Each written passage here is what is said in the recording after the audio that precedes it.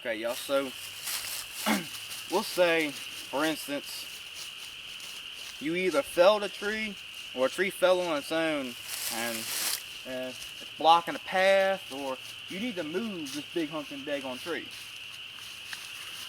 There's a couple different ways you can do that.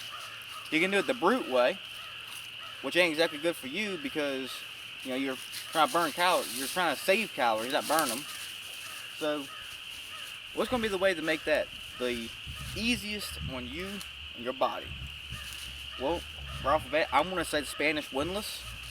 This is a pretty basic but very easy thing to make and use.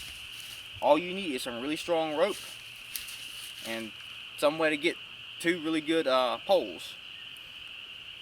Obviously, the bigger your target, the larger you're going to want these poles. So in this instance, I'm going to try and move this log right here behind me. It's wedged in between those two trees. I'm not going to move it far, but I would like to just, move it a little bit to show y'all how well this works. So what you're going to need, you're going to need an anchor tree, and you're going to need a rope. You're going to need to tie your rope to the object you want to move. You're going to need a pole that's going to rest, we'll just say right here. Halfway or less. You don't want it close to your target, but you want it kind of far away. Because what happens is as you crank it, your rope is going to wrap around your pole, and that's going to pull your target towards you. So you need two things. You need your pole and you need your lever. So let's go cut one. This ought to work.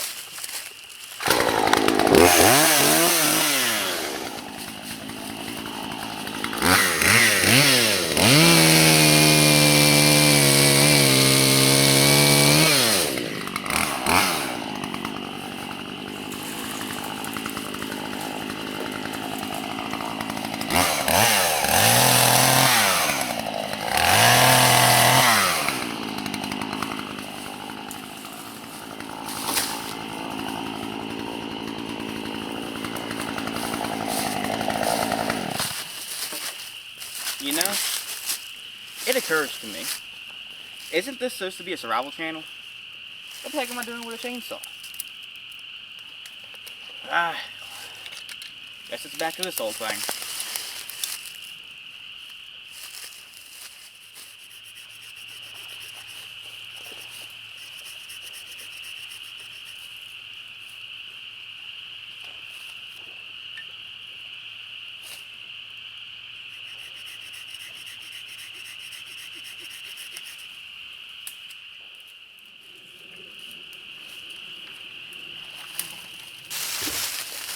Okay, y'all, so I'm in a different location now, mainly because it started raining on me. So I wanted to get the camera somewhere where I could get it under cover and try and keep filming in case it starts raining again, because there's a big system coming in. So anyway, I'm going to use this log instead because it's a little closer to somewhere that's, protected from the rain.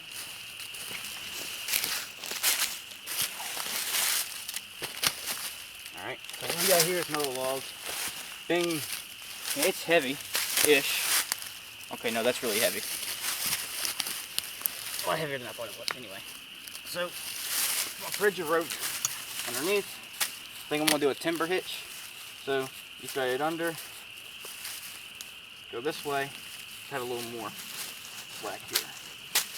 Go this way, and then go around again.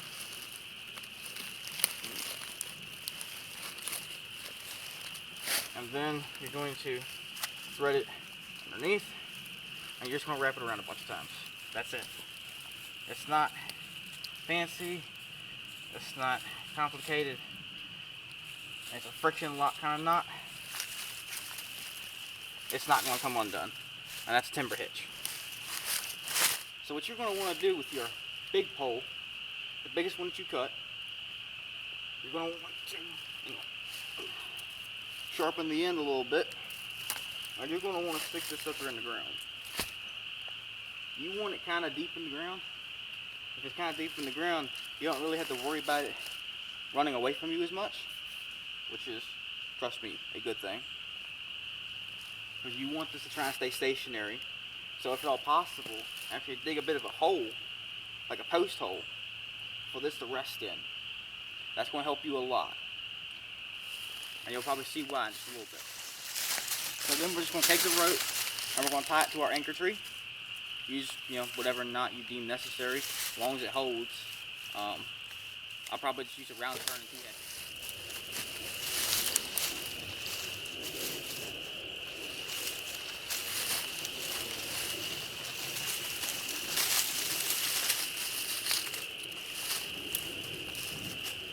You're going to want to get it kind of as tight as you can get it.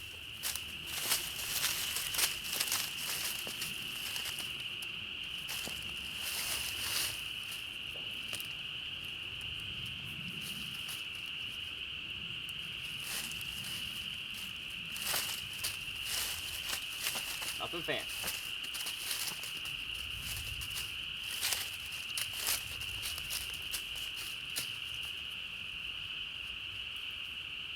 And that'll kind of lock on itself.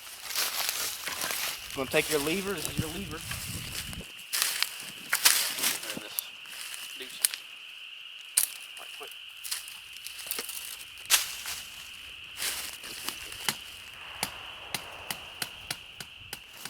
Okay, I had to move stuff around just a little bit because I was too close to that one tree right there. So, just going to take it under, and then going to back it so that it loops. Hang on. I want to get over this. There we go.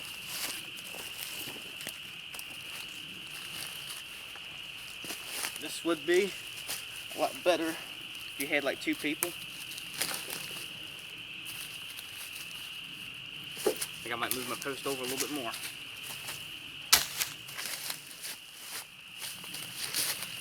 Because if you had 2 people, it would be a lot easier to just pass it over. One person could try and keep that from bleeding too bad. Alright, so now I'm going to give you the big picture.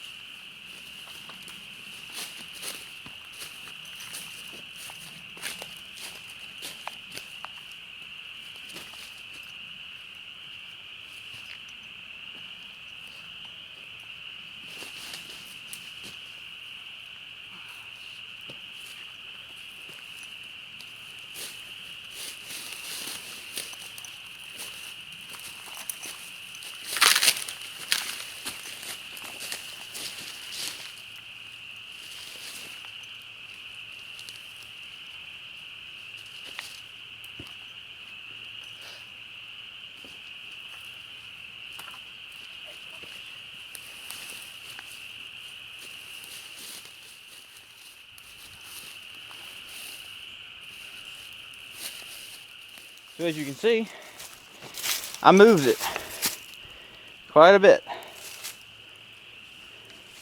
It's strenuous, most definitely. but it does work, and it has applications.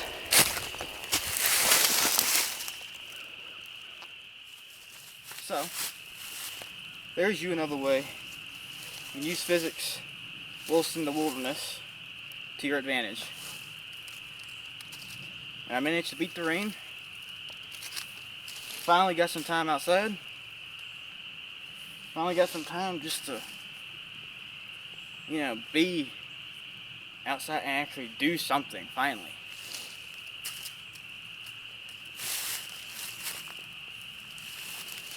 So, I was reading all the comments last night, and some of them, it's real cool to think that only 3 years ago, something like that, I had just started making these videos. And I'm already over 3,500 subscribers.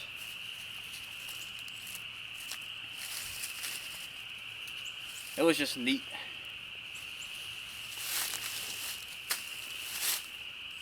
And quite interesting to read everything.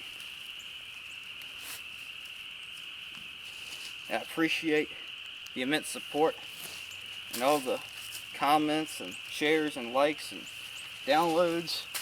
Just learned you can download YouTube videos. I didn't know you could do that. I guess that's kind of like the website Listen to YouTube. So, I will see y'all in the next video. Thank y'all for all the amazing support.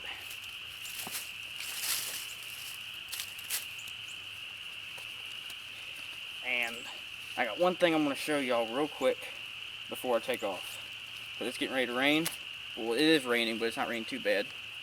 So, let's go check this out.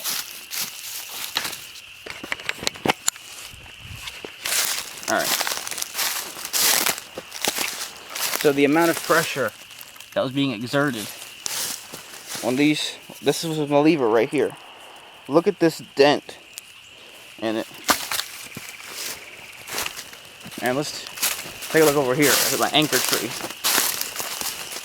You can see the marring from where that rope was so cinched around the tree. Alright. So, I'll see y'all in the next one. Hope y'all enjoyed these two. Part 1 and Part 2. Wilderness Physics. And I'll see y'all in the next one. Y'all take care.